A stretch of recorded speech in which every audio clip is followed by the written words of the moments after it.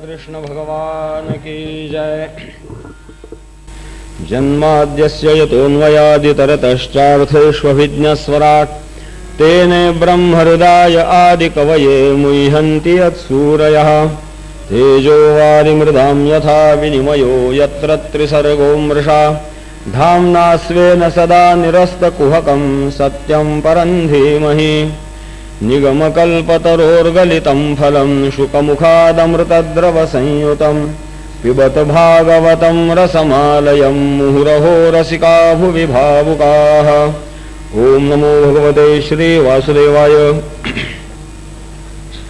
5व्या स्कंदाच्या 14व्या अध्यायापर्यंत भरत राजाची कथा आपण ऐकली की ज्याच्या महान पराक्रमामुळे या अजनाभ खंडाला भरतवर्ष भरतखंड म्हणून ओळखलं गेलं.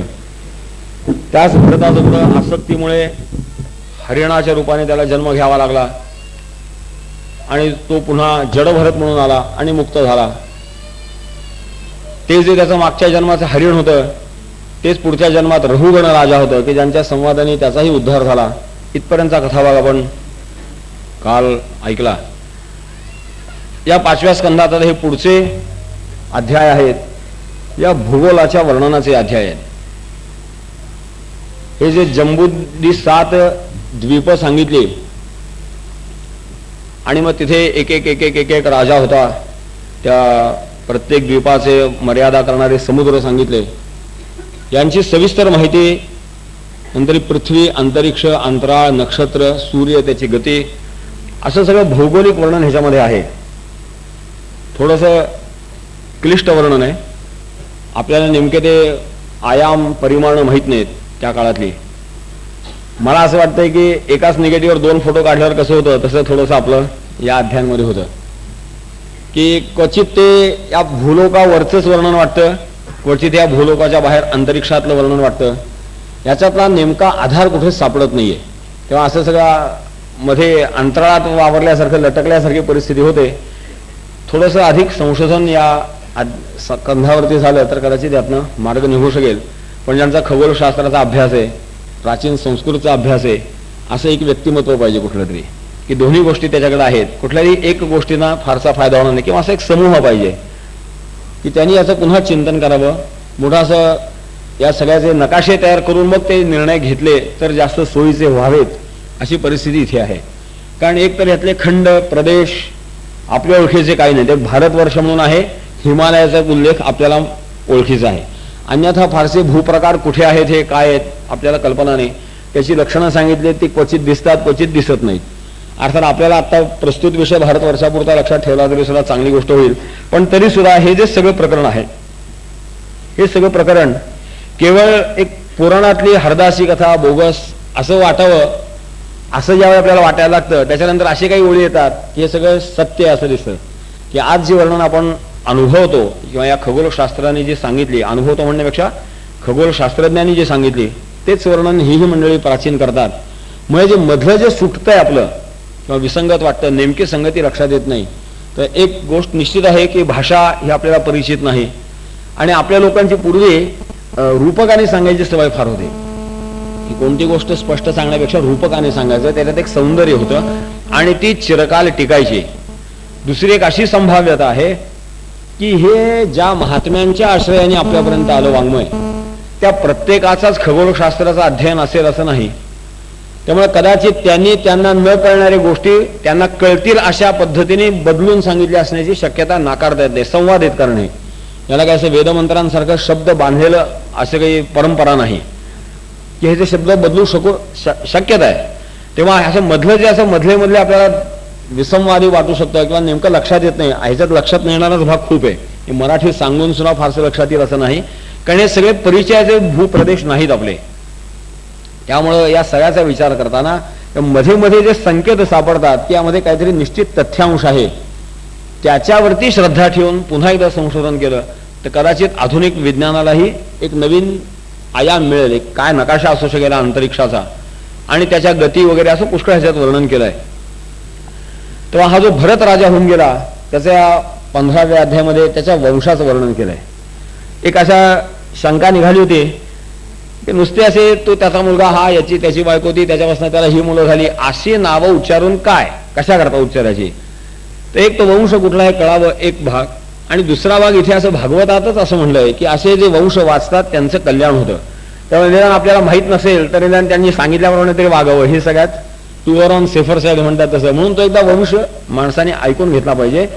ही माणसं अशी कीर्तिवान होती की यातली सुरुवात करायची 40 लाख 38 लाख वर्षापूर्वीची आहे. ही सगळी व्यक्तिमत्व जी झाली, ध्रुवचरित्र काय, तो स्वयंभू मनु काय, प्रियव्रत काय, प्राचीन बर्ही राजा काय, प्रचेता काय, या आपल्या या युग चतुष्कातला विचार केला तरी सुद्धा 43 लाखाचं चतुष्क असतं. कलीचे 4 लाख सोडले तरी सुद्धा 38 ते 39 लाख वर्षापूर्वी ही माणसं होऊन गेली. त्यांची आजही गुणकीर्ती गायली जाते. काय त्यांचं महात्म्य असेल आणि त्यामुळे त्यांच्या नामोच्चाराने सुद्धा मनुष्याचं कल्याण होण्याची शक्यता असते आणि म्हणून त्यांचे वंश ऐकावेत. आणि म्हणून अशा सगळ्या आपल्या पुराणांमध्ये निरनिराळ्या चांगल्या लोकांचे वंश सांगितले. त्यामुळे या भरताला सुमती नावाचा मुलगा होता, त्याला वृद्धसेना नावाच्या पत्नीपासून देवताजित नावाचा मुलगा झाला. देवताजिताच्या बायकोचं नाव असुरी होतं. असुरीला देवद्युम्नापासून धेनुमतीपासून परमेष्ठी, त्याला सुवर्चा नावाच्या बायकोपासून प्रतिहर्ता, प्रस्तोता आणि उद्गाता अशी 3 मुलं झाली. प्रतिहर्ताला आणखीन एक स्तुती म्हणून बायको होती, तिच्यापासून अजय आणि भूमा नावाची 2 मुलं झाली. या ही सगळ्या वंशांची नावं, त्यांची पत्नी किंवा त्या पुढच्या पिढीची आई, तिची मुलं, हेही काही एक संकेत असावेत असं एक थोडासा विचार करण्यासारखी गोष्ट आहे की बाकी खूप चिंतन करावं. तसं ही जी मंडळींची नावं सांगितली आहेत याच्यामध्ये सृष्टी नियंत्रणाची काही एक व्यवस्था असू शकते. तेव्हा ते आता बारीक बारीक प्रत्येक नावावरती सखोल चिंतन करून त्याची संगती लावली तर कदाचित दृष्टोत्पत्ती येण्याची शक्यता आहे. थोडंसं आज तरी हे सगळं प्रकरण गूढ आहे. त्या स्तुतीपासून अजय आणि भूमा नावाची 2 मुलं झाली. त्यात भूमाला ऋषिकल्या नावाची पत्नी होती, त्यांच्यापासून उद्गीत, आणि देवकुल्या नावाची पत्नी होती, तिच्यापासून प्रस्तावाला न्यूत्सा नावाची बायको होती, तिच्यापासून विभू नावाचा मुलगा झाला. विभूला रती नावाची बायको होती, तिच्यापासून पृथुषेणाला आकृतीपासून नक्ताला द्रुतीपासून उदार कीर्ती, आणि उदार कीर्तीपासून गय राजाचा जन्म झाला की जे गया क्षेत्र वगैरे असतं त्यांचा हा प्राचीन राजा. हा मोठा भगवत भक्त होता, त्याने भगवंताची फार मोठी भक्ती केली, त्याला भक्तियोगाची प्राप्ती झाली असं भागवताने म्हणलंय. त्या गयाला गयंतीपासून चित्ररथ, सुगती आणि अवरोधन नावाची 3 मुलं झाली. चित्ररथाला उर्णापासून सम्राट नावाच्या मुलाचा जन्म झाला. त्याला उत्कलापासून मरीचीला बिंदुमतीपासून बिंदुमान, त्याला सरघा या त्याच्या पत्नीपासून मधुला सुमना नावाच्या बायकोपासून वीरव्रताला भोजा नावाच्या पत्नीपासून मंधू आणि प्रयंथू अशी 2 मुलं झाली. मंथूला सत्यापासून भौवनाला दूषणा नावाच्या पत्नीपासून त्वष्टाला विरोचना त्याच्या पत्नीपासून विरज, आणि विरजाला विषूची नावाच्या पत्नीपासून शतजित नावाचा मुलगा झाला. असा मोठा भरताचा वंश या त्रिलोकामध्ये विख्यात झाला. प्रयव्रतम वंशिमम विरजश्चमोद्भवः अकरोद्यकलम कीर्त्या विष्णुसुरगणम यथा. हे सगळे याच्या वंशामध्ये मोठे मोठे भगवंताचे अधिकारी भक्त होऊन गेले. ह्या वंशवर्णनानंतर परीक्षित राजाने एक शंका विचारली की तो जो प्रियव्रत राजा होता, स्वयंभू मनुचा मुलगा, उत्तानपादाचा भाऊ, त्याचा वंश आपण काल थोडा ऐकला. हा भरत त्याच्या वंशात, ऋषभदेव, भरत हे सगळे त्याचे वंशज. तेव्हा त्यांनी त्या सूर्याबरोबर 7 फेऱ्या मारल्या, सूर्याच्या पाठोपाठ म्हणा, त्याचं त्यांनी परीक्षण केलं. त्याच्यामुळे या भूलोकाचे 7 भाग झाले. त्याची थोडी विस्ताराने माहिती द्या. भगवान खलु सूचित एतदेवाखिलमहं मानतो लक्षणतश्च सर्वं विजिज्ञासामी. या सगळ्या ऐकण्याची माझी इच्छा आहे. तेव्हा हे कसे भूलोकाचे जे 7 भाग केले ते कसे होते त्याचं अधिक सविस्तर तपशीलवार वर्णन जर आपण केलं तर मला म्हणजे ते माझ्यावरती उपकार होतील. शुकाचार्य सांगतात की राजा, की मनुष्याला तर काय देवतांचं जरी आयुष्य मिळालं, हे माणसांचं 1000 वर्ष ते देवतांचं 1 वर्ष अशी त्यांची 100 वर्षाचं आयुष्य असायचं. असं जरी आयुष्य मिळालं तरी सुद्धा या भगवंताच्या सृष्टीचं परिपूर्णतेने वर्णन करता येणं अशक्य आहे, याला अंत नाही. पण मुख्य मुख्य गोष्टी सांगायच्या म्हणजे त्या सुद्धा फार मोठ्या होतात. आपण सकाळी ज्ञानेश्वरी वाचताना ते पाहिलं, नास्त्यंतो विस्तरस्य मे हे सांगताना भगवंता ज्ञानेश्वर महाराजांनी काय दिली उपमा, की ज्या माझ्याची परी माझी मती आकळती ना, असं जिथं भगवान सांगतात की माझ्याच या विभूती आहेत पण त्या इतक्या अनंत आहेत, कारण त्या कुठेतरी संपतील, मर्यादित राहतील तर मग त्याचं परिपूर्ण आकलन होतील. त्यामुळे या अनंत विभूती असल्यामुळे भगवंताचे अनंत अवतार त्याला सीमाच नसल्यामुळे त्याला तरी माहिती आहे की नाही, कोणाला माहिती. जो भाव नासरीय सूक्ताने सांगितला की असा जो अध्यक्ष आहे, सोत्संग यदि वा वेद यदि वान, की तो ह्याचा सगळ्याचा जो अध्यक्ष आहे त्यालाच या सगळ्या त्याच्या मायेचं सृष्टीचं ज्ञान असेल, कोणाच ठाऊक त्यालाही ज्ञान नसेल. कारण ज्ञान होण्याकरता ते कुठेतरी संपावं लागतं, त्याची काहीतरी सीमा लागते. हे जर अनंत आहे, याला सीमाच नाही, तर त्याला तरी ज्ञान आहे का माहित नाही. आपल्याला काय माहिती म्हणले, आपल्या सगळ्याच शक्ती तिथं कुंठित होतात. तेव्हा सगळ्या सृष्टीचं वर्णन अशक्य आहे म्हणले. त्यातले प्रमुख प्रमुख भाग सांगतो म्हणले. आणि म्हणून शुकाचार्य भूमंडलाची विशेषता सांगतात. ते असं वर्णन करतात की अंतरिक्षामध्ये कमलाच्या कोशासारखे हे 7 द्वीप झाली म्हणले. सगळ्यात आत जो आहे तो 1,00,000 योजनाचा आहे, तो गोलाकार आहे. हे जम्बूद्वीप आपण ज्याला आपण पृथ्वी असं म्हणतो, तो पृथ्वीचा जम्बूद्वीप हा एक भाग सांगितला. या जम्बूद्वीपावरही पुन्हा 9 वर्ष गेली. 8 पर्वत होते, त्यांनी 9 वर्ष झाली. आणि आणखीन एक पुन्हा या पृथ्वीवरती या जम्बूद्वीपावर इलावर्त नावाचं एक 10वं वर्ष आहे. या इलाव्रताची पुन्हा सविस्तर माहिती पुढे यायची. त्याच्या उत्तरेला क्रमशः नील, श्वेत आणि शृंगवान नावाचे 3 मोठे पर्वत आहेत. त्याच्या इलाव्रताच्या दक्षिणेला निषद, हेमकूट आणि हिमालय नावाचे 3 पर्वत आहेत. आता थोडासा संदर्भ मिळेल, म्हणजे हिमालयाच्या उत्तरेला कुठेतरी इलाव्रत होतं, असं ते एकदा प्लॉट करत जायला पाहिजे. एक हिमालय गृहीत धरायचा, भारतवर्ष आपल्याला माहिती आहे तेवढं ठेवायचं, आणि तिथून हे सगळी उलटी सुलटी जी काय वर्णन आहे ती अशी सगळी मांडत जायची. असा सविस्तर नकाशा जर कधी झाला तर क्वचित थोडा थोडा या सगळ्या विस्ताराचा अंदाज येऊ शकतो. तेव्हा आज आपल्याला नुसतं सांगणे, वाचणे आणि ऐकणे एवढंच ते काम आहे. थोडं थोडं लक्षात येतं, थोडं थोडं बरंच कळतच नाही आपल्याला, मराठीत सांगू नये अशी अवस्था आपली. तर ते हा भारतवर्ष आहे, हा या हिमालयाच्या दक्षिणेला आहे. त्याच्यामध्ये हरिवर्ष, किंपुरुष आणि भारताची सीमा, भारतवर्षाची एक सीमा, म्हणजे आपला भारतवर्ष जो आहे आजही आपण जो म्हणतो तोही हिमालयाच्याच फक्त दक्षिणेचा भाग नाहीये, म्हणून भारतवर्षाची सीमा म्हणले. भारतवर्षाची सीमा हिमालयाच्या दक्षिणेपासून, किंवा हिमालय हे भारतवर्षाची सीमा असं मानलंय. त्या इलाव्रताच्या पूर्व आणि पश्चिमेला, तसंच उत्तरेला नील आणि दक्षिणेला निषद पर्वत, गंधमादन आणि माल्यवान नावाचे आणखीन 2 पर्वत, एक पूर्व पश्चिम आणि दक्षिण उत्तर असे 4 पर्वत आहेत. त्या हिमालयात एक गंधमादन शिखर दाखवतात ते वेगळं, आणि हा गंधमादन पर्वत वेगळा. त्यामुळे अशी नामसादृश्यता खूप आहे, आणि मग ते संदर्भ लागत नाहीत. म्हणून एकदा सविस्तर विचार करावा त्याचा. त्याच्याशिवाय मंदर, मेरुमंदर, सुपार्श्व आणि कुमुद हे आणखीन या पर्वतांच्या भोवती 4 पर्वत आहेत. त्यांचं विस्ताराने वर्णन केलंय. त्यांच्यावर क्रमशः नंदन, चैत्ररथ, वैभ्राजक आणि सर्वतोभद्र नावाची 4 दिव्य उपवन आहेत की जिथे सिद्ध, मुनी, अधिकारी, भक्त, महात्मे, देवता लोक यांचा निवास असतो. हा मंदराची ही काय कल्पना आहे ही अजून स्पष्ट होत नाही. कदाचित अंतरिक्षामधल्या एका, भले कल्पित म्हणता येईल की जसे नक्षत्र मंडल जसं कल्पित आहेत की जसं आपण वृश्चिक रास म्हणतो, तिथे काही विंचू दिसत नाही, पण ते टिपके जोडले तरी सुद्धा विंचू दिसेलच अशी खात्री नाही. परंतु विंचवासारख्या आकारमानाला ते टिपके जुळतात म्हणून त्याला वृश्चिक म्हणायचं. त्या टिपक्यातनी काही विंचू तयार होतोच असं नाहीये, पण जर आपण कागदावर त्या पद्धतीचा विंचू काढला तर हे टिपके त्याला जवळचे. आणि मोठी आश्चर्याची गोष्ट ती सुद्धा आहे की पाश्चात्यांच्यामध्ये सुद्धा राशीमंडल जे आहे ते आपल्यापेक्षा वेगळं नाही. आश्चर्याची गोष्ट आहे. आता हा वादाचा मुद्दा राहू शकतो की त्यांचं आपण घेतलं का आपलं त्यांनी घेतलं. उल्लेख दोघांचे सारखे. आपले जे मेष, वृषभ, मिथुन या राशी आहेत त्यांच्या त्याच तशा आहेत, त्यांची चिन्हही तीच आहेत. मग आपलं त्यांनी घेतलं का त्यांचं आम्ही घेतलं, हा वाद चालू शकतो. फक्त आपल्याकडे आता 5,000 वर्षापूर्वीचं भागवत आहे ते आपण वाचतोय. 5,000 वर्षापूर्वी संपादन झालेलं. त्यांचा इतिहासच 2,000 वर्षापूर्वीचा आहे, आणि त्याच्या मागं बॅक ट्राईस 2,000 ते 3,000 वर्ष जाऊ शकतात.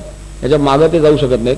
आणि हे वर्णन जे आहे हे शुकाचार्य मी आता शोधून सांगतो असं म्हणत नाहीत, हे फार वर्षापासून चालत आलंय म्हणतात. प्रियव्रत राजाने, म्हणजे असं 40-1 लाख वर्षापासून आम्ही ही धारणा स्वीकारतोय. त्यामुळे शक्यता जास्त आहे की आपलं त्यांनी घेतलं, आणि आपल्याला आपत्ती नाही, कारण तीही एकेकाळी आपलीच माणसं होती. संस्कार दुरावल्यामुळे ती आपल्यापासून दूर झाली, आर्य धर्मापासून दूर झाली असं ते इतिहास सांगतात त्याचा. तेव्हा ही आपलीच लोक होते. नरिष्यंत, तुरुबसू ही आपलीच माणसं होती, सगळी इथलीच होती. यांच्यापासून ते वंश पुढे झाले. फक्त ते पुन्हा संस्कार नसल्यामुळे यवन झाले, आणि मग पुढे ते वाटत चुकत गेले. तेव्हा केवळ आमचं त्यांनी घेतलं का त्यांचं आम्ही घेतलं इतक्या क्षुद्र कल्पना आपल्याही नसतात. पण आता सध्या असेच वाद चालू आहेत, त्यामुळे त्याचं उत्तर आपल्याला माहीत असावं म्हणून हा उल्लेख केला.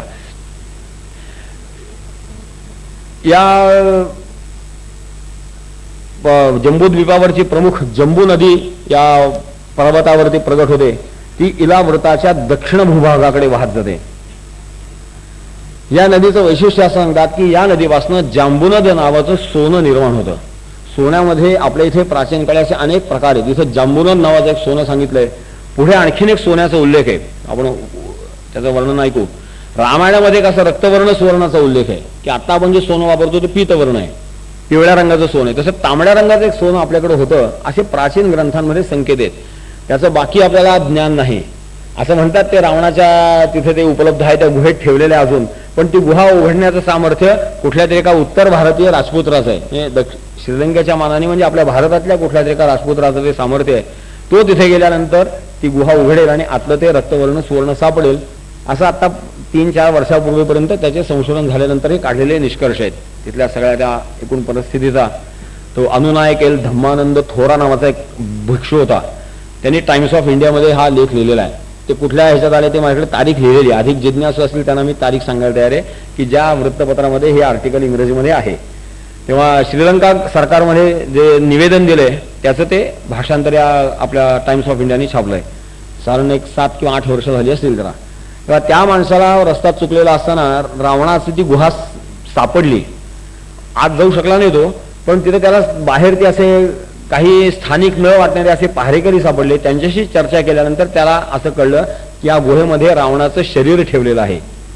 जसं आपण त्या वेन राजाचं सुनीथा नावाची जी आई होती तिने त्याचं शरीर ठेवलं होतं आणि त्याला भागवतकाराने प्रयोग केलेला आपण आठवत असेल की विद्याश्रया, विद्येच्या योगाने, विद्या योगेनं असं सांगितलं, विद्या योगेनं ते शरीर ठेवलं होतं. ती विद्या आपल्याकडं प्राचीन काळी होती. त्या विद्येचे ज्ञाते जे होते ते रावणाचे मित्र होते. त्यांनी ते रावणाचं शरीर तसं ठेवलं. 2-3 परिस्थितीजन्य पुरावे झाला. सहज विषय निघाला नाहीतरी भागवताचा विषय थोडासा किचकटच आहे. नुसती पर्वताचे नद्याचे नावच आहे. तर सहज हाही एक विचार दृष्टिकोन आहे हा, की याचा काही फार प्रत्येक पुरावा उपलब्ध असा नाही, पण एक वैचारिक दृष्टिकोन आहे. आपल्या प्राचीन संस्कृतींची ही जी वर्णन आहेत यांच्याकडे पाहण्याचा हा दृष्टिकोन थोडासा लक्षात आला तर आपली बुद्धी अधिक चांगल्या पद्धतीने काम करू शकेल. तेव्हा त्याला हे सगळं प्रकरण दिसलं आणि ते त्याने सांगितल्यानंतर ज्या संगती सापडत गेल्या रामायण काळातल्या वर्णनांच्या त्या अशा आहेत की रावणाचा एक मित्र होता. तो त्या इटली आज जो देश आहे ना तिथला राजा होता. त्याचं आज इतिहासामध्ये रामसे फिफ्थ म्हणून वर्णन करतात. रामसे फिफ्थ ते का वर्णन करतात त्याचं रहस्य असं आहे की रावणाचा पराभव झाल्यानंतर सगळे त्याचा परिवार शरण आला आणि मग त्या राजाने आपल्याला रामसेवक ही पदवी घेतली. रोमन मधल्या रामसेवकचा व्ही आणि 5चा व्ही यांना कळला नाही म्हणून त्यांनी रामसे फिफ्थ चालू केलं, कारण त्यांच्या देशात काही रामसे 1 ते 4 नाहीत. जसा जॉर्ज एडवर्ड पहिला, दुसरा इथपासून मालिका सुरू होते. मग 8वा हा 5वा आला तर पहिले 4 कुठे आहेत? त्यांच्या देशात पहिले 4 रामसे असल्याचा उल्लेख नाही. तो रामसेवकचा अपभ्रंश होऊन रामसे फिफ्थ झाला, कारण व्ही आणि त्यांची 5ची चिन्ह एकच आहे. त्यामुळे तो घोटाळा होण्याची शक्यता आहे. त्यांच्याकडे अशा ममीज ठेवण्याची पद्धत आहे. तेव्हा ते यातले तज्ज्ञ होते. त्यांनी रामाला विनंती केली की रावणाची अशा आम्ही ममी करावी, असं एक आमची इच्छा आहे, ते गुहेत असं ठेवू. रामाने कृपाळूपणे त्याला मान्यता दिली. ते सगळं त्याप्रमाणे तिथं रावणाची देवपूजेची सगळे आयुध, त्याची वाद्य, मोठा संगीत तज्ज्ञ होता तो, असं सगळं तिथं ठेवलेलं आहे. आणि ती गुहा बंद केली आणि ती गुहा जी बंद केली आहे ती कुठल्या तरी सॉनिक डिव्हाइसने बंद केली. कारण त्याचं जे त्या यक्षांनी जे सांगितलं तो असं म्हणतो मला यक्ष भेटले ते त्या गुहेचे पहारेकरी. ते असं म्हणले उत्तर दिशेकडनं एक राजपुत्र येणार आहे आणि त्याच्या वाणीच्या आश्रयाने गुहा उघडणार आहे, अन्यथा ही गुहा उघडायला दुसरा मार्ग नाही. फक्त रावणाची प्रदोषक आली पूजा आम्ही इथं अनुभवतो, त्याचा मंद वास इथं बाहेर येतो आणि त्याचा संगीताचा बारीक आवाज ऐकायला येतो तो शिवपूजन करत असतानाचा. एवढंच त्या यक्षाकडनं कळलं असं त्या अनुनायक बौद्ध भिक्षूंनी लिहिलेलं आहे. 7-8 वर्षापूर्वीच्या टाइम्स ऑफ इंडियामध्ये आहे. मग हे तथ्य असेल का असा एक तर्क केल्यावरती वाल्मिकी रामायणामधनं आजपर्यंत जो एक संप्रदाय चालत आलाय त्याचा संदर्भ लागला की राम हा आर्य संस्कृतीतला होता. आपल्या इथे प्रेताचं अंत्यसंस्कार झाल्याशिवाय त्याला सद्गती नाही असं मानतात. त्यांनी मान्यता तर दिली कृपाळूपणे म्हणा किंवा त्यांच्या भिडे खात राहतं आपल्या भाषेत सांगायचं तर मान्यता दिली, पण त्याला ते थोडंसं असं टोचत होतं की रावणाचा अंत्यसंस्कार झाला नाही. आणि मग त्यांनी अयोध्येला आल्यानंतर रावणाची एक प्रतिमा केली. धर्मशास्त्राने आपल्याला तसं सांगितलंय की ज्यावेळी असं उपलब्ध नसेल त्यावेळी त्याची प्रतिमा करतात आणि त्या प्रतिमेचा अंत्यसंस्कार करतात. आणि मग त्याचं सगळं उत्तर क्रिया रामाने केली. तो संस्कार अजून चालला. रावणाचं दहन करतात बघा रामलीला म्हणून की नाहीतर रावणाची प्रतिमा दरवर्षी जाळायचं काय उपयोग आहे? जो मरणांत आणि वैराणी म्हणून लक्ष्मणाला सुद्धा रावणाकडे उपदेशाला पाठवतो त्याच्या प्रतिमेचं दहन करायला राम परवानगी देईल कसा? तर ते कदाचित तिथं ममी केली असल्यामुळे त्याचा अंत्यसंस्कार झाला नाही. तो करण्याकरता रामाने प्रतिमा केली आणि मग ती प्रथा तिथनं रूढ झाली जी आजही उत्तर भारतात चालू आहे. या दसऱ्याच्या सुमारास आता येईल 8-15 महिन्यांनी रामलीला म्हणून करतात, रावणाची प्रतिमा करतात आणि जातात. कदाचित तो एक संदर्भ असण्याची शक्यता आहे. हे असे काही फार मोठे स्पष्ट पुरावे नाहीत, कारण रामकथा होऊन फार वर्ष झाली आहेत.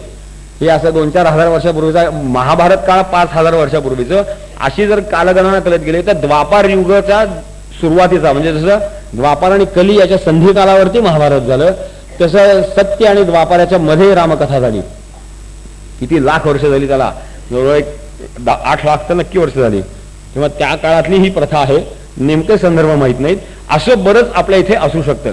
एक एक दृष्टिकोन आहे. तिथं तो रक्तवर्ण सुवर्णाचा उल्लेख आहे, इथं तो जांबूनद असं हे जांभळट वर्णाचं सुवर्ण असावं, कारण जांभळालाही जंबू म्हणतात, तेव्हा असं जांभळट वर्णाचं सुवर्ण असेल. पुढे आणखीन एका सुवर्णाचा उल्लेख येणार आहे.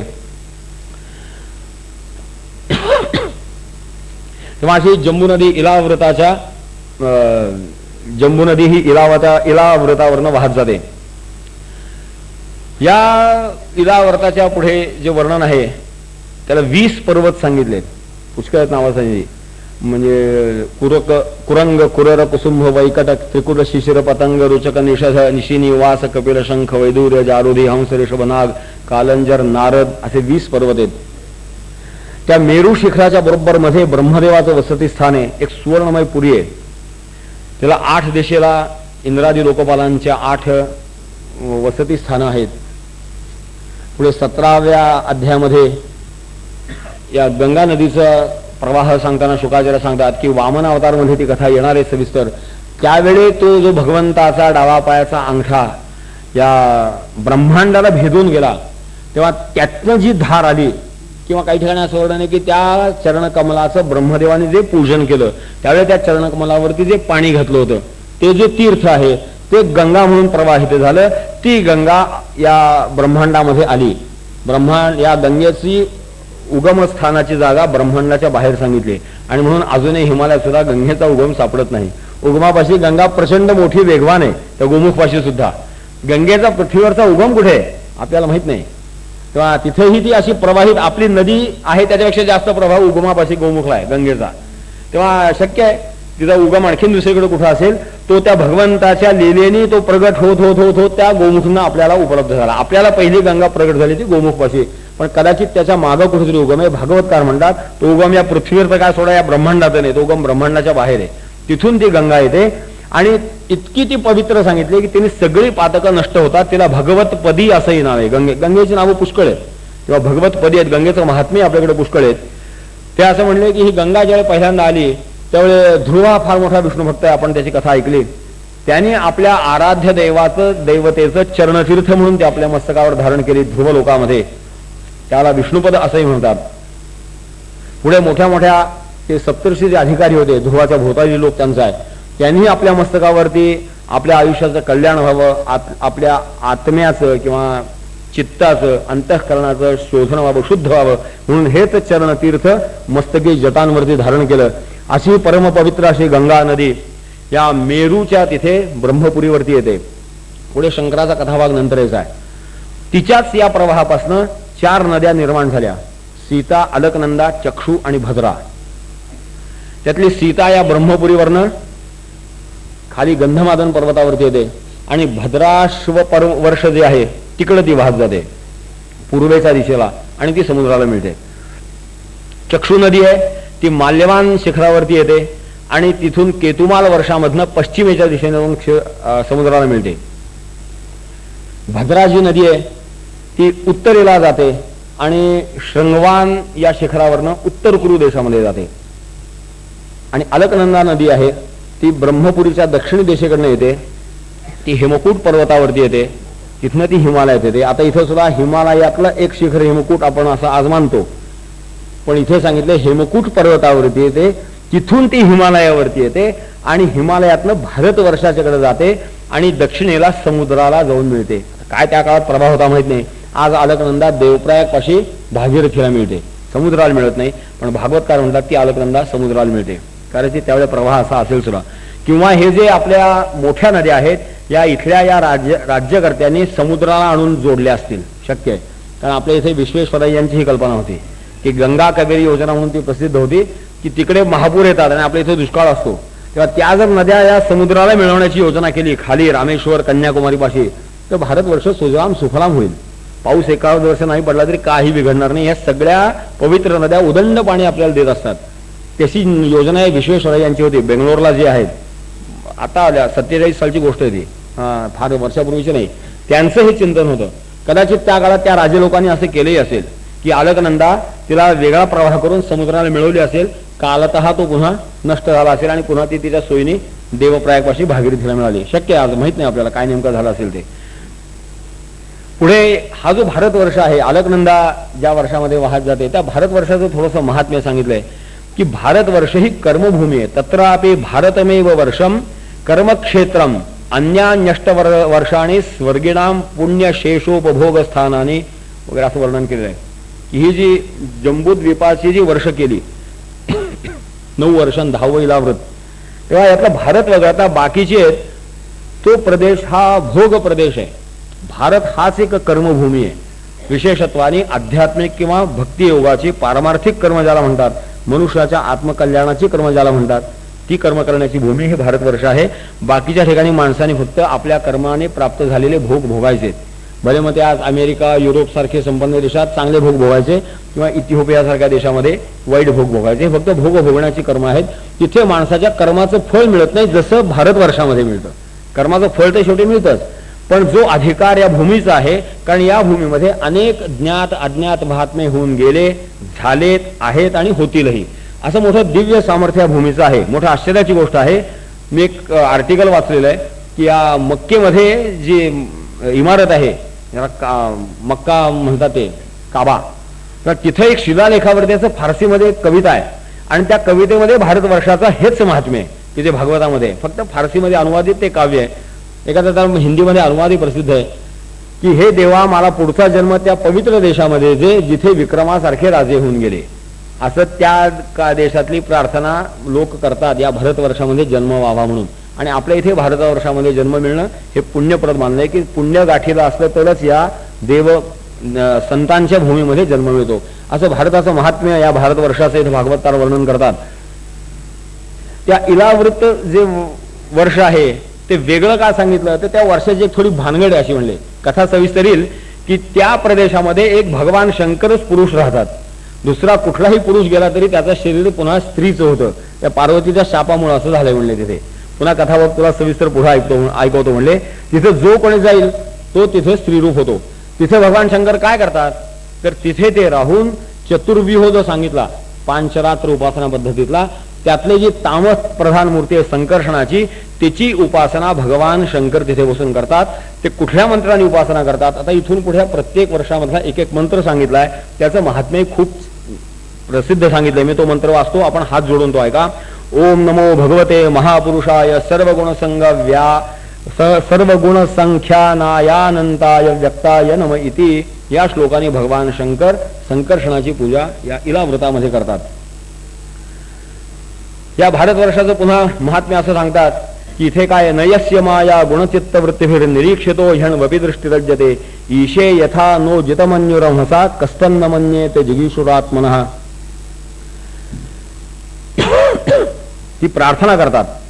प्रार्थना भगवान शंकर त्या भगवंताच्या संकर्षण स्वरूपाला जी प्रार्थना करतात की हे भगवान, आमची दृष्टीचं एक वैशिष्ट्य असं आहे म्हणले की आमची दृष्टीला एखादी गोष्ट पडली की आम्ही तात्काळ त्याला आसक्त होतो, म्हणण्यापेक्षा आमची दृष्टी त्याला जाऊन चिटकते. त्या मायेने आम्ही त्याला जाऊन जोडले जातो.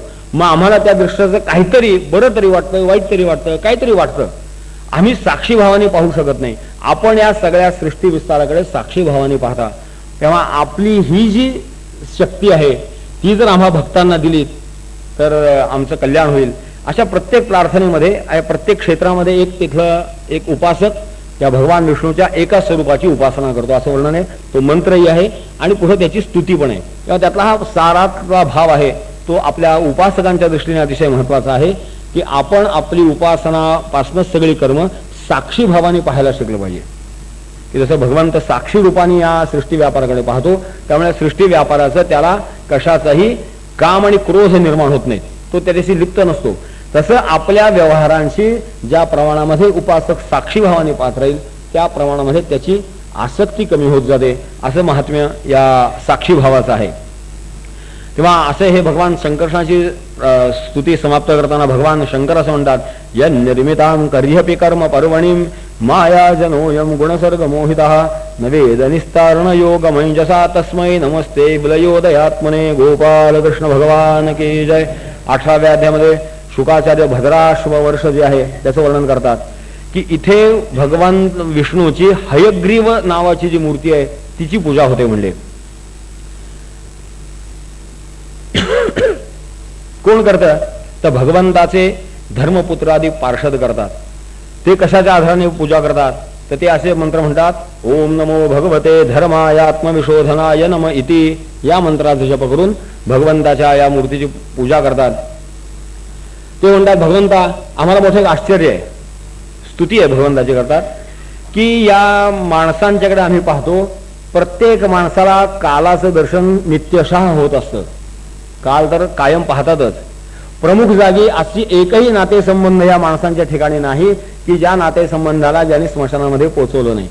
कोणीतरी कोणाच्या तरी बापाला नेऊन पोचवले, मुलं गेलीत, बहिणी गेल्यात, आया गेल्यात, अनेक नातेसंबंध स्मशानात गेलेत, तरी सुद्धा ही माणसं स्वतःला अमर्त्य म्हणजे मृत्यूपासनं अमर कशी मानतात. मोठं आश्चर्य आहे. माणसं वागतात बघा अशी, त्यांना मृत्यूची भीती नाही, मेल्यानंतर आपलं काय त्याची जाण नाही. दररोज कोणाला कोणाला तरी पोचवत असतात, तरी सुद्धा यांना ज्ञान होत नाही. भगवान काय मोठे आश्चर्य आपल्या मायेचं, असं त्या भगवंताची प्रार्थना करतात.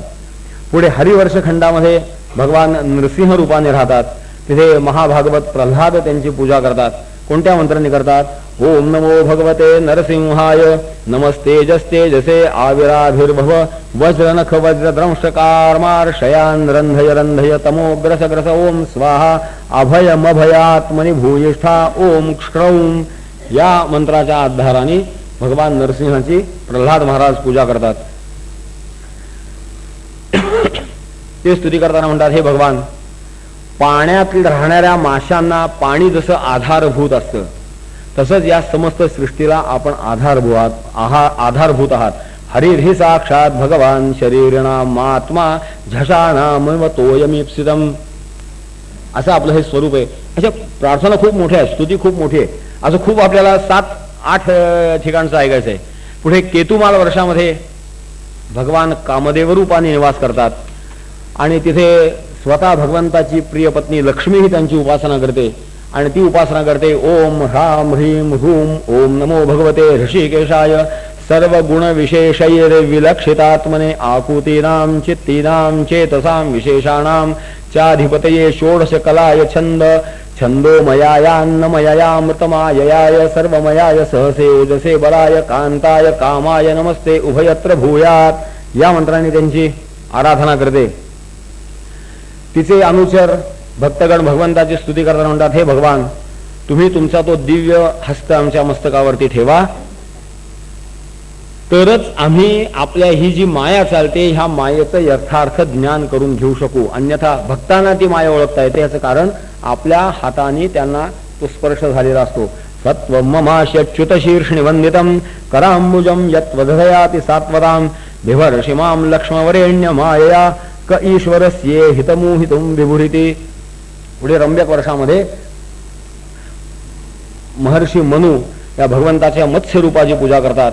ते पूजन करताना म्हणतात, ओम नमो भगवते मुख्यतमाय नमस्तत्वाय प्राणाय उजसे सहसे बलाय महामत्स्याय नम इति. अशा पद्धतीने त्या मत्स्य रूपाची पूजा करतात. ते म्हणतात, हे भगवान, या सर्व सृष्टीमध्ये वायू प्राण जो आहे प्राण, तो प्राण जसा अंतर्बाह्य माणसाला फिरून संरक्षण करतो शरीराच्या आत प्राण रूपाने, शरीराच्या बाहेर वायू रूपाने, जसं जीवमात्राचं संरक्षण करतो, तसं आपण या समस्त सृष्टीच्या आत बाहेर राहून या सगळ्या सृष्टीचं कल्याण करता. अंतर्बहिश्चाखिल लोकपालकैर अदृष्ट रूपो विचरत शुरुत्समनः. आणि हे अदृष्ट रूप असतं, भगवंताचं रूप हे व्यक्त नाही. आपल्या कोणाला शरीरातला प्राण दिसलाय, आतडी दिसतील, म्हणजे दुसऱ्याच्या शरीरातली समजा, किंवा आपली आपली फाडायचा प्रसंग आला तरी दिसतील, पण प्राण नाही दिसत. वायू बाहेरचा दिसत नाही. आपण वायूच्या आश्रयाने हलणारी पानं पाहतो. स्पर्शाला जो अनुभव आहे तो हवेचा झोत तोच पाहतो. तो डोळ्याला दिसत नाही.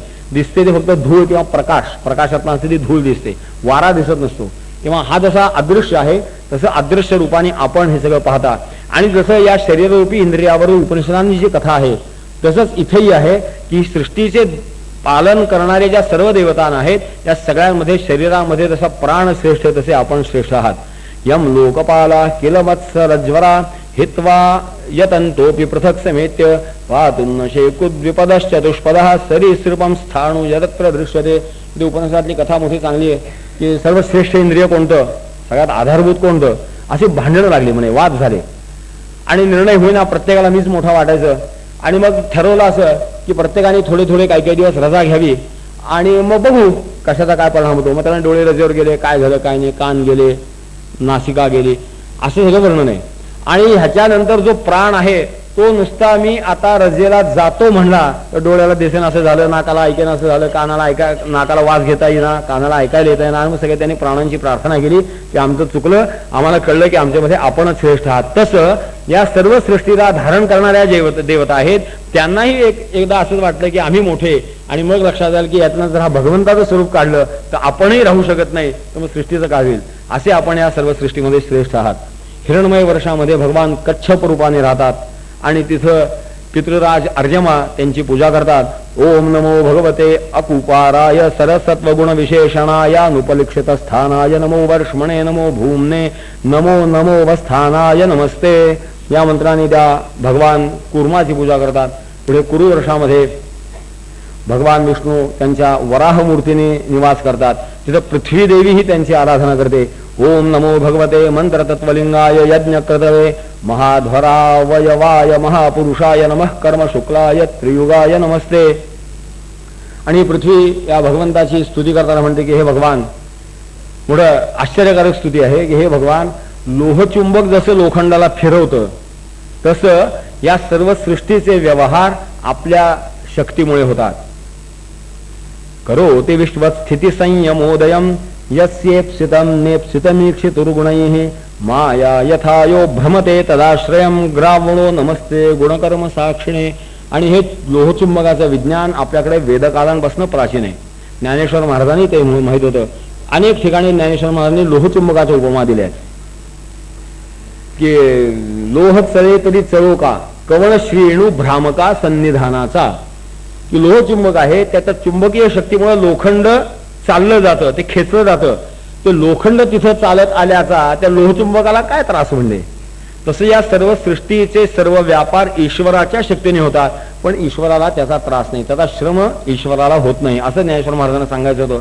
असे ही प्राचीन आपल्या इथे बारीक बारीक संदर्भ मिळतात. कारण लोहचुंबक हे विज्ञानामध्ये फार प्रमुख मानतात. कारण आपली सगळी वीज वगैरे त्या लोहचुंबकावर अवलंबून आहे. बरे आपलं विद्युत निर्मिती स्थान कसंही का असेल, अणुभट्टी असो का ती कोळसाची भट्टी असो, निर्माण व्हायची वीज ती लोहचुंबकाच्या आश्रयानेच होते.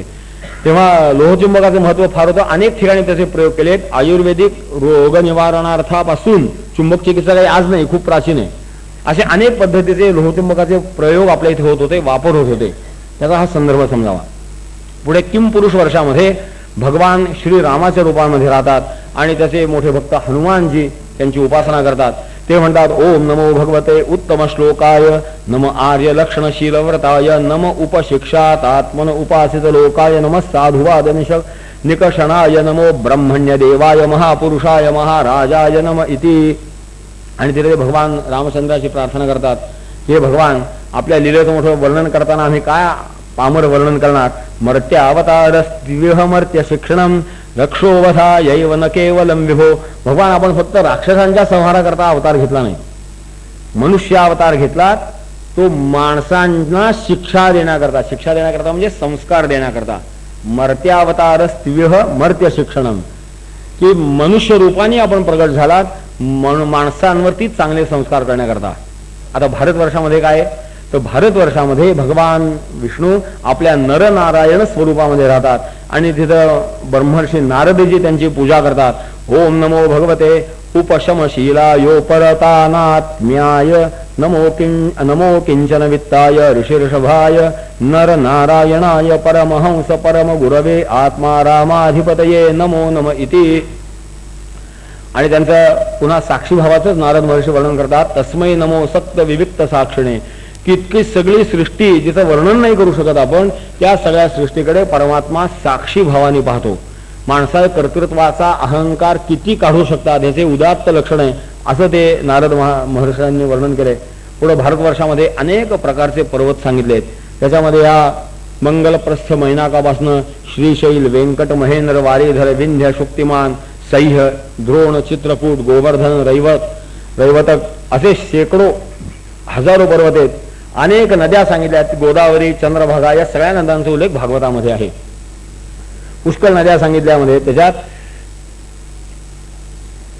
भीमरथी, गोदावरी, निर्विंध्या, पयोष्णी, तापी, रेवा, सुरसा, नर्मदा, चरणमते, सिंधुरथ, शोणश्च नदौ असं सांगितलं. त्याच्यात चंद्रवसा हे सांगितले, त्याच्यात चंद्रभागा ही सांगितली, गोदावरी सांगितली. अशा अनेक चांगल्या चांगल्या महानद्या, या पवित्र नद्या या देशामध्ये राहतात की ज्याच्या आश्रयाने हा देश हा सुजलाम सुफलाम होतो.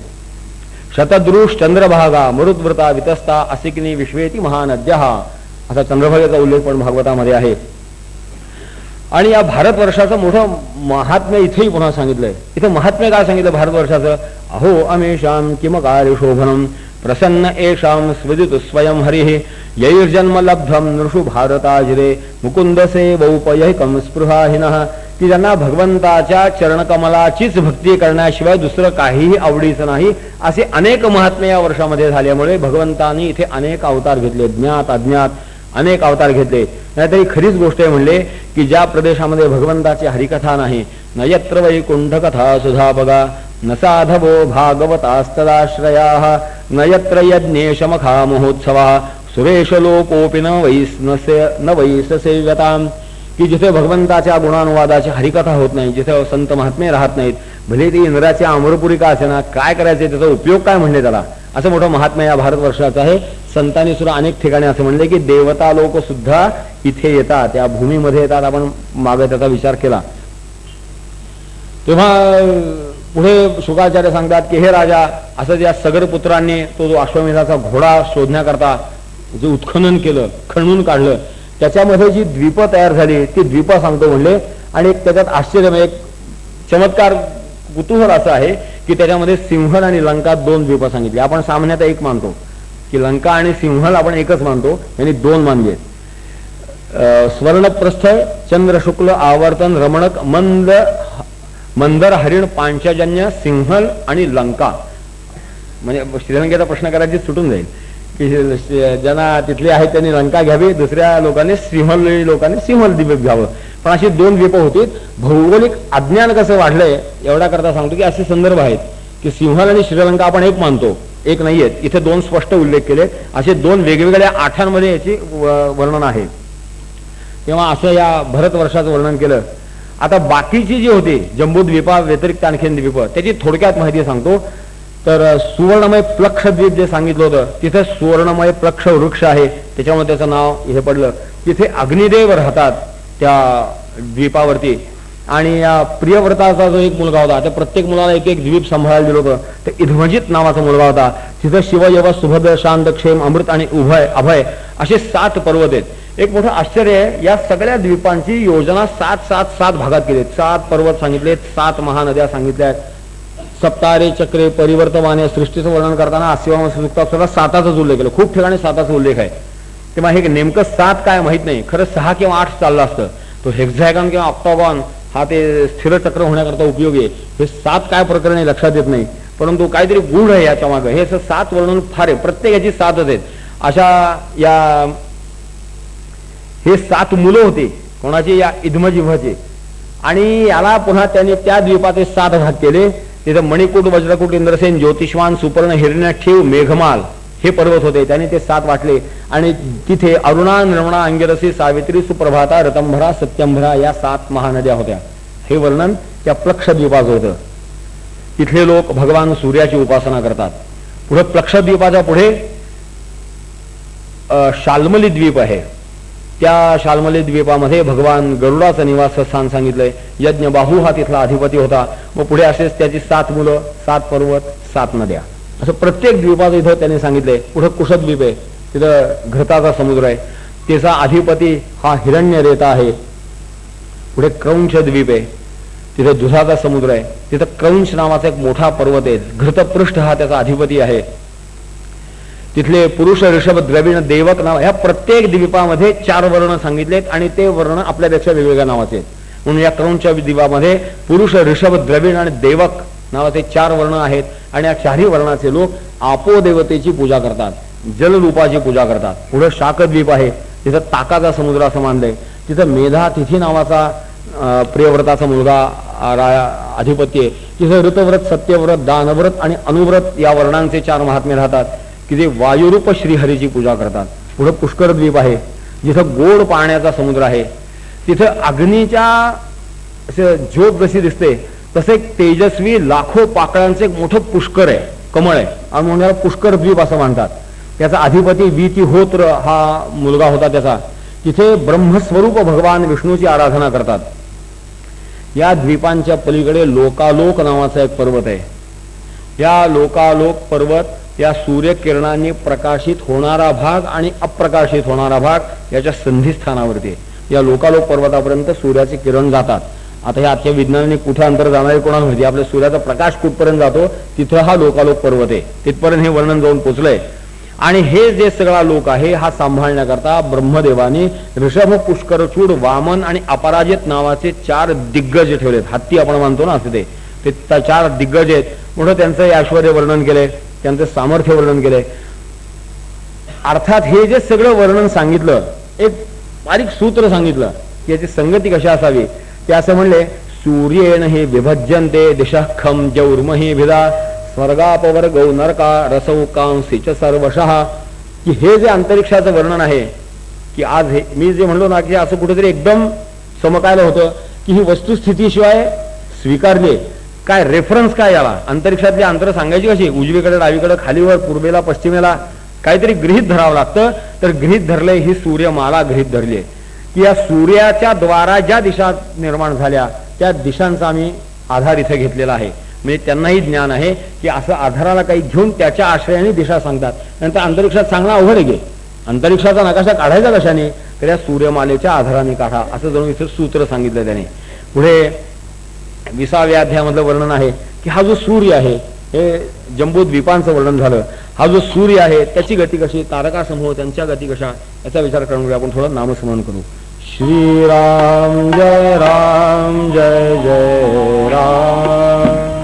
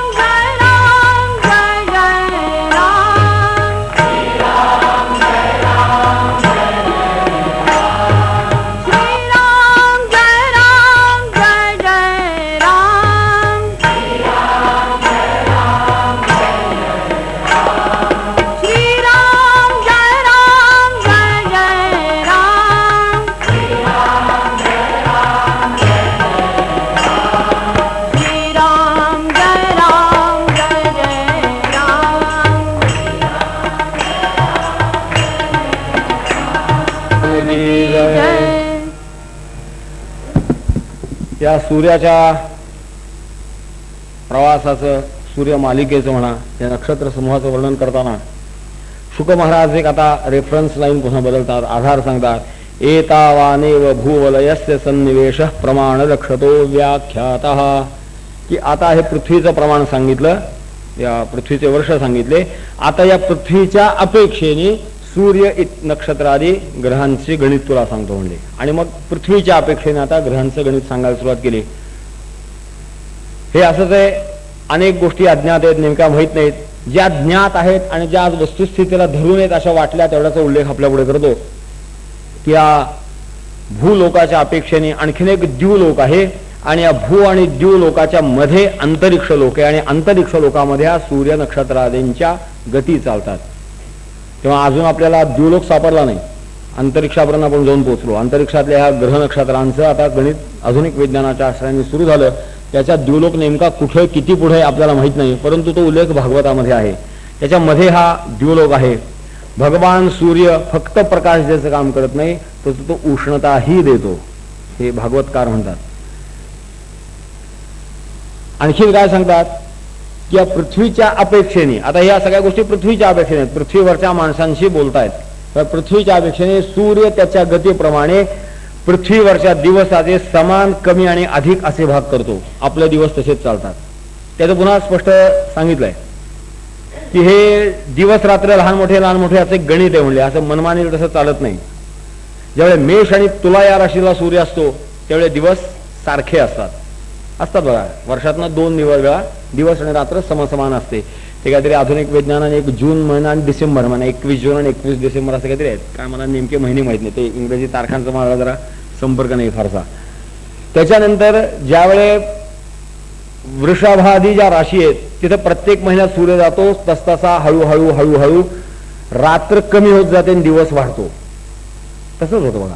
आणि नंतर याच्या विपरीत होतं. वृश्चिकादी राशींमध्ये सूर्य ज्यावेळेस जातो त्यावेळेस रात्र वाढत जाते, दिवस कमी होत जातो. हिवाळ्यात आपण तो अनुभव घेतो, 6 महिने दिवस कमी होत जातो, तो किमान पातळीवर येतो, पुन्हा वाढत जातो, सम पातळीवर येतो, आणखीन वाढतो, पुन्हा किमान पातळीवर यायला लागतं. असं ते सृष्टीचं चक्र सारखं चालू आहे. आणखीन एक मोठी अलौकिक गोष्ट सांगतात पृथ्वीच्या आश्रयानेच. तेव्हा पृथ्वी ही कमलपत्रासारखं मागं वर्णन केलंय. याचा अर्थ ती कमळाच्या सारखी सपाट न मानता फक्त सापेक्षतेने कमलपत्र सांगितलं, ती गोल होती, याची निश्चित धारणा होती. पुढे स्पष्ट शब्दात सांगितले, यत्रो देति तस्य समान सूत्र निपाते निम्लोचयति, यत्र क्वचनस्यन्देनाभिपतपति तस्य हैष समान सूत्र निपाते प्रस्वापयति, तत्र गतन्न पश्यन्ति ते येतं समनुपश्येरन्. पृथ्वीच्या ज्या भागावरती सूर्याचा उदय असतो त्याच्याच बरोबर विरुद्ध भागाला सूर्य नसतो, त्यावेळी अस्त असतो त्याचा. जिथं सूर्य माध्यान्हीला असतो त्याच्या दुसऱ्या भागाला सूर्य अंधारातली मध्यरात्र केलेली असते त्याने. जिथं सूर्याचा उदय सूर्याचा अस्त हे पृथ्वीच्या 2 बाजूला आहेत. मध्य आणि माध्यान्ह आणि मध्यरात्र हे सूर्याच्या अपेक्षेने पृथ्वीचे जे उलट सुलट भाग आहेत तिथं चालतात. म्हणजे पृथ्वी ही स्फिअर होती हे माहिती आहे, त्याच्याशिवाय शक्य नाही. कमलपत्रावर असं होत नाही, पण पृथ्वीच्या या संत्र्यासारखी जे म्हणतात तशा अवस्थेमध्ये होतं. हे वर्णन भागवतामध्ये आहे. हा सूर्याचा वेग किती सांगितला तर एका मुहूर्तामध्ये 34,08,000 योजन. आता पुन्हा हा मुहूर्त आणि योजन ही प्रमाण त्या रेफरन्सनी कुठल्या घ्यायची आहेत आज आपल्याला अज्ञात आहे. आणखी एक असं अज्ञात गोष्ट अशी आहे की हे जे संवत्सर चक्र आहे त्याला 3 केंद्र सांगितलं. त्रिनाभी चक्रमजरम असं असिवामस्य सूक्तात सांगितलंय. मला 2 नाभीपर्यंत वर्तुळ माहिती आहे, 3ऱ्या नाभीचं काही माहित नाही. कुठल्या वर्तुळाला 1 केंद्रबिंदू असतो. एलिप्टिकल सर्कल्स जे असतात त्यांना 2 असतात. हे 3 नाभी काय कळलं नाही अजून. कदाचित तो काळ हा 4थी डायमेन्शन घेतली तर कदाचित ते नाभी आहे काय काही माहित नाही. पण 3 नाभी असलेले संवत्सर चक्र आहे, यातल्या नेमक्या 3 नाभी कुठल्या आज स्पष्ट नाहीये. 2 पर्यंत आपली मजल जाऊन पोहोचली. त्या 2 नाभी असाव्यात. ह्या ज्या आकाशगंगा या सगळ्या इलिप्टिकल फिरतात त्या 2 नाभी सापडतात. आणखी नाभी म्हणजे ज्याच्या भोवती फिरायचं ते केंद्रस्थान. जर पूर्ण वर्तुळ असेल त्याला 1 केंद्र असतं, अंडगोलाकृती असतात त्याला 2 केंद्र असतात. त्याचं एक भूमितीचं गणित आहे. हे 3 नाभी गणित काय अजून आपल्याला कळलं नाहीये. माझ्या पाहण्यात भूमिती आहे त्याच्यात 3 नाभी नाहीत. कुठले अधिकारी असतील त्यांनी याचं चिंतन करावं. पण हा वर्णन ऋग्वेदांपासून आपल्या इथं चालत आलंय. आणि त्याचा हा एक वेग सांगितला. आणि सूर्य भूमंडलाला 9,51,00,000 योजन हा प्रत्येक क्षणामध्ये 2 योजनाची अंतर ओलांडत जातो प्रत्येक क्षणाला. हा एक वेग सांगितला. परीक्षित जरा चक्रावून गेला. मगाशी एक सांगितला, आत्ता एक सांगितला. हे काय म्हणला, प्रकरण काय समजावून सांगा. अरे काय नाही म्हणले, दृष्टांत दिलाय किती सुंदर आणि साधा आहे. तो सगळा दृष्टांत सांगतात. अरे कुंभाराचं चाक लक्षात घे म्हणे. यथा कुलाल चक्रेण भ्रमता सह भ्रमतान तदा श्रयाणाम पिपिलिका दीनाम गतिरन्यैव. ते कुंभाराचं चाक फिरतंय ना ते लक्षात घे. आणि अशी कल्पना कर त्या चाकावरती एक मुंगी आणि ती मुंगी चालते. आता त्या मुंगीला गती किती, एक त्या चाकाची गती आणि त्या चाकावर फिरणाऱ्या त्या मुंगीची आणखीन एक गती. तसं आपल्याला या 2 गतींचा विचार करावा लागतो. या 2 गती इतक्या प्राचीन काळी सांगितल्या ज्या आता परवापर्यंत 600-700 वर्षापर्यंत आपल्याला माहित नव्हत्या. अज्ञान आपलं होतं. आणि पाश्चात्यांना आता शोध लागले. कोपर्निकस गॅलिलिओ कधी ज्ञानेश्वरांच्या नंतर झालेली मंडळी आहे. तेव्हा 1270-80 या सुमारास कोपर्निकस गॅलिलिओ हे इतक्या वर्षापूर्वी सांगतात की कुंभाराच्या चाकावरच्या मुंगीला जशी दोन गती असतात, एक त्या चाकाची गती आणि त्या चाकावर फिरणाऱ्या त्या मुंगीची गती. ती मुंगीची गती असते कशावरून, तर ते चाकावरची तिची स्थानं बदलत असतात. एकदा या आऱ्यापाशी असेल तर जरी चाक फिरत असलं तरी ती पुन्हा दुसऱ्या आऱ्यापाशी जाते, म्हणजे तिची स्वतःची एक गती आहे. तसं आपल्या सगळ्यांना दोन गती आहेत. म्हणजे आज हे अत्यंत शुद्ध वैज्ञानिक सत्य आहे. आणि म्हणून या दोन्ही गतींच्या परस्पर सापेक्षतेने विचार करून खगोलाची गणितं मांडतात. ते मोठं चमत्कारिक आणि क्लिष्ट प्रकरण आहे. पण आश्चर्य आहे, भागवतात तेच सांगतात, तेच सूत्र सांगतात आणि साधं सांगतात. काय फार मोठं तत्वज्ञान नाही. कुंभाराच्या जागावरची मुंगी लक्षात घ्या, तुमच्या लक्षात येईल काय भानगड आहे तसे.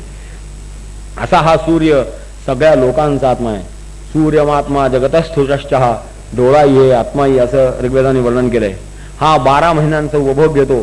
संवत्सराचे हे 12 भाग मानतात. त्याच्यामध्ये चांद्रमान आणि शुक्ल आणि कृष्ण अशा 2 भाग पडतात. त्याला पक्ष म्हणतात.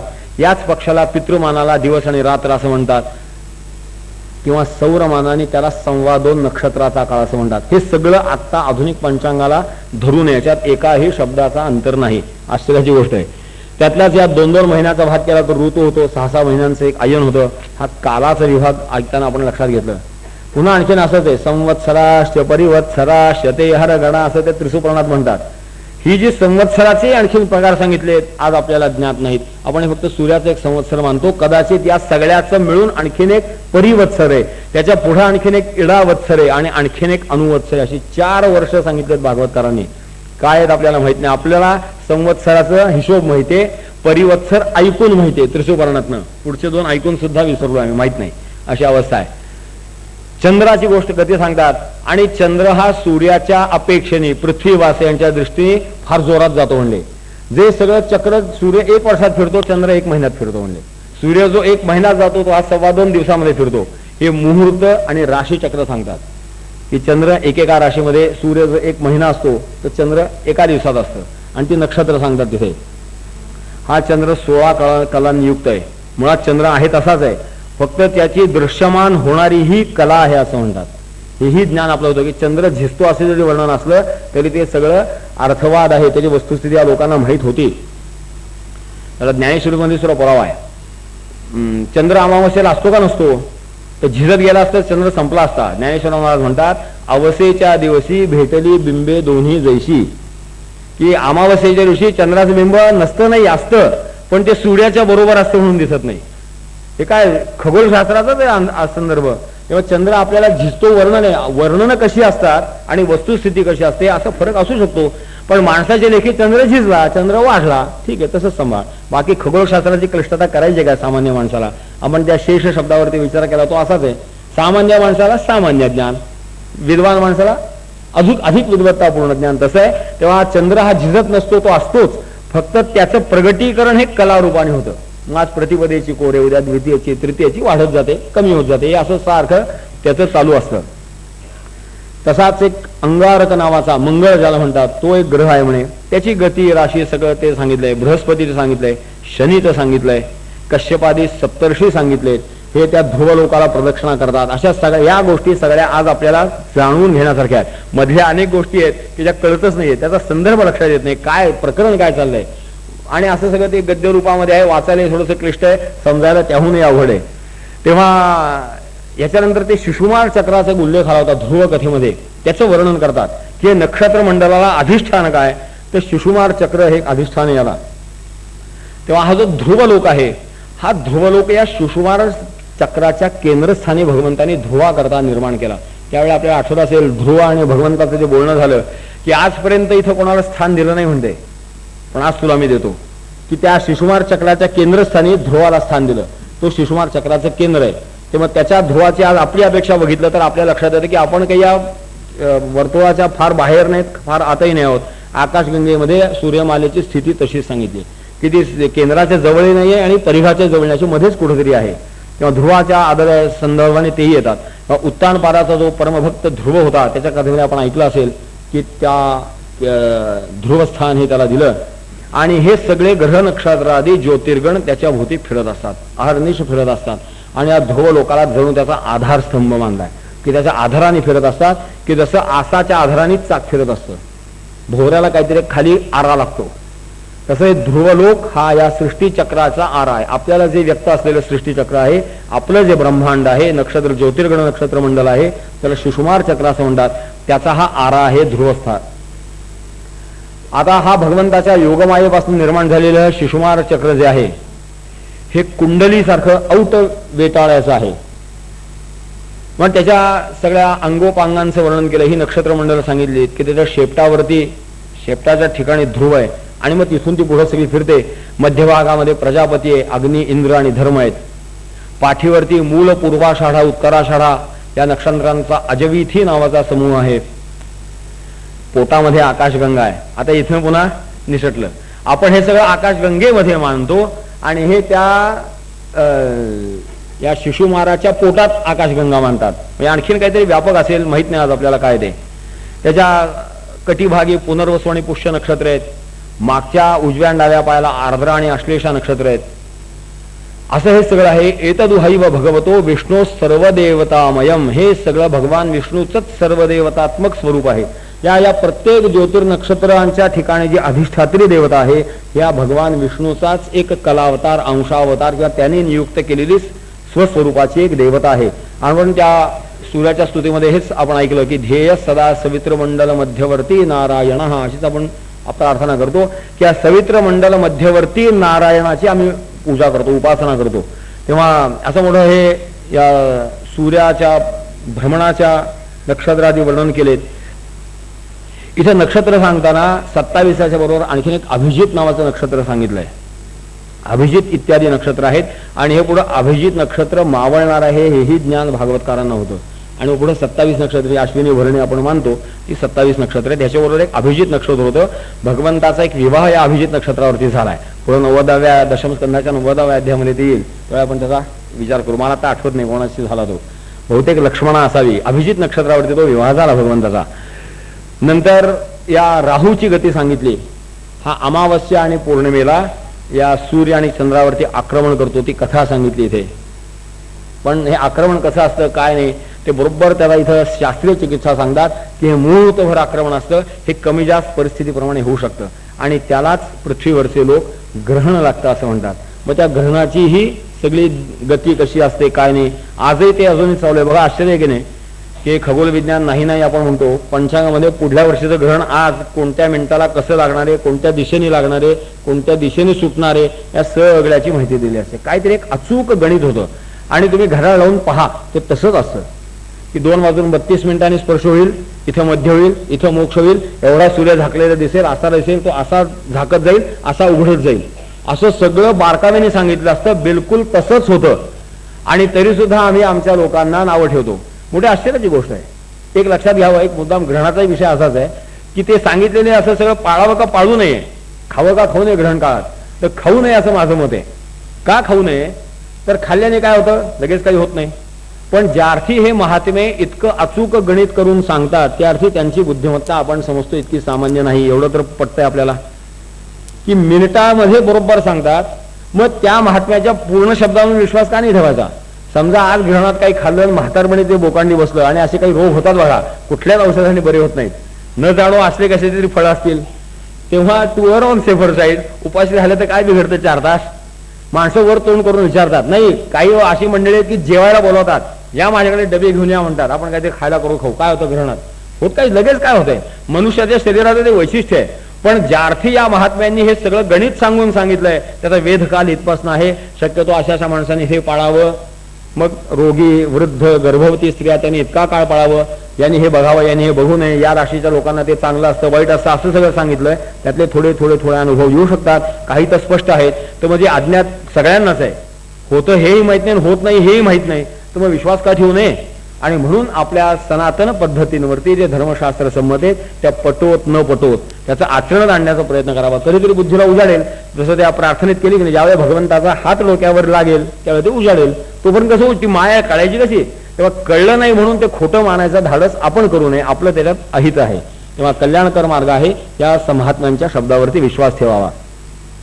आणखीन एक मोठं याच्यानंतर हे जे 7 खालचे लोक सांगितले, पाताल लोक सांगितले, अतल, वितल, सुतल, तलातल, महातल, रसातल आणि पाताळ असे 7 लोक सांगितले. आणि या 7 लोकांच्या खाली पुन्हा आणखीन एक अनंत शेष सांगितला. अनंत शेष आता म्हणजे पुन्हा तसाच आहे की अनंत, याला अंत नाही असा अनंत. अशाच्या आधारावरती शिवकुमार चक्र राहतं, ते भगवंताचाच तो एक अवतार आहे वगैरे वगैरे सांगितलं. ते सांगताना या लोकांचं वर्णन करताना असं नाही की या लोकांच्या ठिकाणी या मयाने कृत्रिम भूमी निर्माण करण्याचं त्याचं सामर्थ्य होतं, किंवा फरशी म्हणा, टाईल्स म्हणा, किंवा रेक्लेमेशन म्हणा, काही नाव कृत्रिम भूमीमध्ये सगळं येऊ शकतं. तेव्हा ही पद्धती या पाताळवासी या लोकांची होती. आणि या लोकांची वर्णन सुद्धा खूप खूप चांगली केली आहे की आता लोकांमध्ये मय दानवाचं राज्य आहे, त्याचा मय दानवाचा पुत्र बल राहतो, त्याच्या ठिकाणी 96 प्रकारची माया आहे. अथा तदो मयपुत्रो सुरो बलो निवसती येन वा इह सृष्टा षण्वतीर माया. 96 प्रकारच्या युक्त्या त्याच्याकडे फसवायच्या, असा तो या अतल लोकाचा राजा आहे.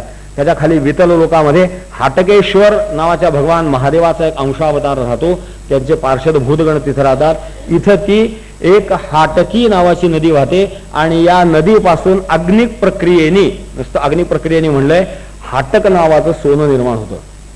बाकी काही माहित नाही. शेवटी पुन्हा असा हा भक्तिशास्त्राचा ग्रंथ आहे, हा काही धातू संशोधनाचं हे काम नाही, मेटलर्जीचा विषय हा नाही, फक्त उल्लेख आहे. हाटक वर्ण सुवर्ण आहे. तेव्हा आता हाटक वर्ण सुवर्ण माहित नाही, ते जम्मूनद सुवर्ण माहित नाही, आहे काहीतरी असेल. आणि ही प्रक्रिया आहे. या हाटकी नदीच्या पाण्यातनं आजही पृथ्वीवरती काही ठिकाणी लोक नदीच्या पाण्यातनं काही, आपण त्या डिस्कव्हरीवर पाहिलं असेल बघा, ते सोनं वेचतात, असं सोनं साठवतात. तेव्हा नदीच्या पाण्यापासून सोनं मिळतं, ते अशक्य गोष्ट नाही. आणि यांनी त्याला आणखीन एक भागवतकारांनी हे जे हाटक वर्ण सुवर्ण सांगितलं, त्याला मातरिश्वा आणि अग्नी यांच्या सहकार्याने म्हणले, यांच्या वापराने. आणि असं वर्णन लक्षणाने केलंय की तो मातरिश्वाच्या साह्याने अग्नी ते हाटक नदीचं पाणी खातो आणि जे थुंकतो त्यातनं हे हाटक वर्णाचं सुवर्ण बाहेर पडतं. म्हणजे काय काय भट्टी फर्नेस आहे माहित नाही, की ज्याच्यात इनपुट त्या नदीचं पाणी असेल आणि आउटपुटमध्ये मुख्य प्रॉडक्ट हा हाटक वर्णाचं सुवर्ण असेल. आज हे खाणीतनं सोनं तसंच काढतात ना, लोखंड तसंच काढतात की तो सगळा खाणीतला भाग ओततात, त्या अग्नीच्या आश्रयाने ते वितळवतात, मग त्यातनं बाजूला मळी करतात आणि शुद्ध धातू वेगळा करतात. हे उच्छिष्टच आहे ना ते. तेव्हा निष्ठीवत सांगितलं असं की असं थुंकतो ते अग्नी. हे अशी रूपकात्मक वर्णन असतात. त्याच्या खाली सुतल लोकांमध्ये विरेचन पुत्र बलीचं राज्य आहे, त्याची कथा पुढे सविस्तर यायची म्हणजे तेव्हा आपण त्याचा विचार करू. इथे थोडक्यात ती कथा पुन्हा दिली आहे, पण अष्टमस्कंधामध्ये त्याचं चरित्र यायचं आहे. त्याच्या खाली तलातलामध्ये मय राजा राहतो, त्याच्या खाली महातलामध्ये सर्पांचं राज्य आहे, तो कुहक, तक्षक, कालिया, सुषेण असे त्यातले प्रमुख प्रमुख साप आहेत. त्याच्या खाली रसातलामध्ये पणी नावाचे दैत्य राहतात, निवातवच, कालिय, हिरण्यपुरवासी राहतात. अर्जुन तिथपर्यंत जाऊन आला होता युद्धात. तुवा निवात कवचांचा ठाबू फेडिला असं म्हणतात. हे निवात कवचांचं युद्ध केलं, अर्जुन तिथे जाऊन युद्ध करून आला होता, तिथं त्यांना त्याने पराभूत केलं. त्याच्या खाली पाताळे, तिथं नागलोक आहे, शंख, कुलिक, महाशंख, श्वेत, धनंजय, धृतराष्ट्र, शंखचूड, अश्वतर, देवदत्त असे मोठे प्रचंड नाग राहतात. त्या सगळ्यांचा राजा वासुकी सांगितलाय. पुढे 25व्या अध्यायामध्ये संकर्षण भगवंताचं वर्णन सांगितलंय की भगवान शुकाचार्य सांगतात, हे राजा, या पाताळ लोकाच्याही खाली अनंत नावाचा विश्वविख्यात एक भगवंताची तामसी कला आहे. तामसी कला म्हणजे स्थिर राहू शकणारी कला. आपण त्या सत्व रजतमाच्या आश्रयाने पाहिलं की तामसी कला स्थिर राहते आणि ती इथपर्यंत दृश्य, द्रष्टा, दर्शन या सगळ्या भावांना एकत्र खेचते म्हणले. आणि म्हणून ते एकत्र संकर्षण करतं, म्हणून या भगवंताचं नाव संकर्षण असं पडलं. दृश्य, द्रष्टा, दर्शन या सगळ्या भावांचं तिथे एकत्रीकरण होतं, संकर्षण होतं. आणि म्हणून यांना संकर्षण केलं. त्याच्याच पुढे या नारद बरोबर ब्रह्माजीने ब्रह्मदेवाच्या सभेमध्ये हे नारदानी हे पहिल्यांदा सांगितलं, कारण नारदाचा सगळीकडे संचार आहे, आपण जाऊ शकत नाही तिथे. संकर्षण भगवंतापर्यंत 2 जण जाऊ शकतात, एक भगवान शंकर आणि नारद ऋषी. मग त्यांनी हे तुंबरूच्या साक्षीने सांगितलंय, ब्रह्मदेवामध्ये याचं गान केलं, ते मी ऐकलं, ते तुला सांगतो म्हणले. तेव्हा खरं म्हणजे त्यांचं जे स्वरूप आहे, एवं प्रभावो भगवान अनंतो दुरंतवीर्यो रुगुणानुभावः मूले रसाया स्थित आत्मतंत्रो यो लीलया क्ष्मां स्थित ये बिभरती. की हे जे संकर्षण भगवान शेषरूपाने राहतात, तिचं जर दृश्य, द्रष्टा, दर्शन या सगळ्यातच संकर्षण होतं, तर तिथं पाहायचं काय, कोणी पाहायचं, कशाने पाहायचं आणि पाहिलं तर सांगायचं काय, असं सगळं अनिर्वचनीय होत जातं. परंतु त्यांच्याच स्वतःच्या आत्मतंत्राने, त्यांच्या स्वतःच्या पद्धतीने त्यांनी या सर्व सृष्टीला आधार दिलाय. यो लीलया क्ष्मां स्थितये बिभरती. की हे वर्णन जे आहे, मग हे वर्णनाचं काय करायचं, तर हे जे सगळं वर्णन आहे, आणखीन या वर्णनात एक वैशिष्ट्य आहे. इथं शुकाचार्य सांगताना अनेक ठिकाणी ऋषींनी सांगितलं, ऋषय हा ऊचू असं सांगितलंय, कोणा एका विशिष्ट व्यक्तीचं नाव सांगितलं नाही. याचं कारण असं असेल की या प्रत्येक लोकाचा द्रष्टा, या प्रत्येक लोकाचं अध्ययन चिंतन मनन ज्याने केलं, साक्षात्कार ज्याने करून घेतला, असे अनेक ऋषी महात्मे असतील, तेव्हा कोणाकोणाची नावं सांगायची. आणि म्हणून इथे सार्वत्रिक संबोधन वापरलंय आणि त्याचा उल्लेख इथे शुकाचार्य स्पष्टपणे सांगतात, यथोपदेश मनुवर्णिता हा, की जसं मला माझ्यापर्यंत हा वर्णन आणि उपदेश आला तो मी तुला सांगितला. पुढे 26व्या अध्यायामध्ये राजा प्रश्न करतो, हे महात्मन एतद वैचित्र्यम लोकस्य कथमिती, हे सगळं विचित्र विचित्र सृष्टी का निर्माण झाली, याचं मूळ कारण काय म्हणले. शुकाचार्य वर्णन करतात की अरे मागं सांगितलं नव्हतं का तुला, सात्विक राजस आणि तामस हे 3 गुण आहेत. या 3 गुणांच्या आश्रयाने श्रद्धा ही माणसाची 3 होते. आपण सगळे त्याचा थोडा विचार केला की भगवंतांनी त्रिविधा भवती श्रद्धा देहिनाम सा स्वभाव ज्या सांगितलं, तिथे देही या आश्रयाने सांगितलं, इथे सृष्टीच्या आश्रयाने सांगितलंय. आणि त्याच्यामुळे हे भेद होत जातात आणि या भेदामधनच हे स्वर्गलोक, नरकलोक, अतल पाताल आदी भूलोक, भुवरलोक, स्वरलोक, महरलोक हे सगळ्या त्रिगुणमयी मायेच्या आश्रयाने निर्माण झाले, असं त्या मायेचं वर्णन केलंय. परीक्षित विचारतो, हे भगवान, हे नरकादी जे लोक आहेत हे या पृथ्वीवरचेच आहेत का बाहेरच्या ब्रह्मांडात आहेत कुठे. तर परीक्षित म्हणतात की हे त्रिलोकाच्या आत आहेत. नेमकी जागा नाही सांगितली कुठे आहेत ते, या त्रिलोकाच्या आत आहेत. आणि मग या नरक लोकामध्ये भगवान सूर्याचे पुत्र यम हे तिथं याचं राज्य करतात आणि ते माणसांच्या दुष्कर्माप्रमाणे त्याला पापाचा दंड देतात. त्यांच्या नरकांची संख्या काही ठिकाणी 21 सांगितली, काही ठिकाणी 28 सांगितले, भेद थोडेसे आहेत. आणि या प्रत्येक नरकाचं मोठं विस्ताराने वर्णन केलंय, खूप विस्ताराने वर्णन आहे. मनुष्याने काय पाप केलं की कुठल्या नरकात जातो, कसा वागला की कुठं जातो. आपण भागवत कथा ऐकणार आहोत, आपल्याला काय नशिबाला नाही आपल्याला नरक, त्यामुळे त्याची विवंचना करायची कशाला. तेव्हा नरकाला पापी माणसं कशी जातात त्याचं वर्णन आहे. आपण असं गृहीत धरू की आपण भागवताचे कथाचे श्रोते आहोत, आपल्या नशिबाला ती गती नाही किंवा असू नये, काळजी घ्यायची त्या दिशेला आपल्याला जायचं नाही. मग ज्या गावाला जायचं नाही त्याची चौकशी करा कशाला. भागवतकाराने मोठ्या विस्ताराने नरकाचे वर्णन केलंय आणि याचा समारोप करताना सांगतात की श्रुत्वा स्थूलम तथा सूक्ष्मम रूपम भगवतो यतिः स्थूले निर्जितमात्मानं शनैः सूक्ष्मं ध्यानयेद इति, की या पद्धतीने तुम्ही या भगवंताच्या स्थूल रूपापासून सूक्ष्म रूपापर्यंत सगळं वर्णन ऐकलं तेव्हा माझं मत असं आहे, असं शुकाचार्य सांगतात की ज्याला आपलं कल्याण व्हावं असं वाटतं त्यांनी भगवंताच्या या स्थूल रूपापासून हळूहळू त्या सूक्ष्म रूपापर्यंत जावं, तर त्याचं या इहपरलोकामध्ये कल्याण होतं. असा हा जो 5व्या स्कंधाचा कथाभाग ऐकतात त्याला भगवंताच्या या सूक्ष्म भक्तीची प्राप्ती होते, असा फल या पंचम स्कंधाचं सांगितलंय. याच्यानंतरचा 6व्या स्कंधाचा कथाभाग आपण उद्या ऐकणार आहोत. श्री नारायण जय नारायण जय जय नारायण नारायण नारायण जय नारायण जय जय नारायण नारायण श्री नारायण जय नारायण जय जय नारायण श्री नारायण